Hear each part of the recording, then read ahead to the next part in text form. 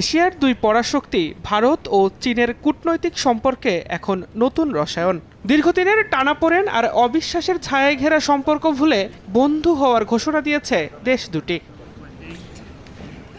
সম্প্রতি তিয়ানজিয়ানে Shanghai cooperation অর্গানাইজেশনের শীর্ষ সম্মেলনে ভারতের প্রধানমন্ত্রী নরেন্দ্র মোদী ও চীনের প্রেসিডেন্ট শি জিনপিং নিজেদেরকে প্রতিদ্বন্দ্বী নয় অংশীদার হিসেবে ঘোষণা করেন। বাণিজ্য, যোগাযোগ ও পারস্পরিক সম্পর্ক পুনরুদ্ধারের অঙ্গীকার করেন তারা।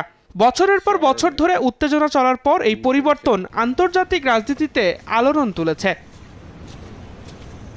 গণঅভ্যুত্থানের পর বাংলাদেশের বৈদেশিক নীতিতে ভারতের সঙ্গে খানিকটা দূরত্ব তৈরি হয়।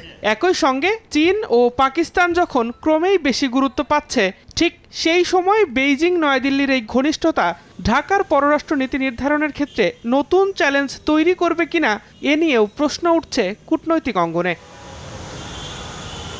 কূটনৈতিক বিশ্লেষকদের মতে বাংলাদেশের জন্য বিষয়টি কেবল খবর নয়, কৌশলগত সংকেতও বটে।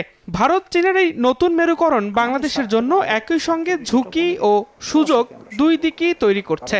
কূটনৈতিক বিশ্লেষক ডক্টর হুমায়ুন কবির বলেন, এক্ষেত্রে বাংলাদেশকে কৌশল অবলম্বন করে বেশ সতর্কভাবে এগোতে হবে।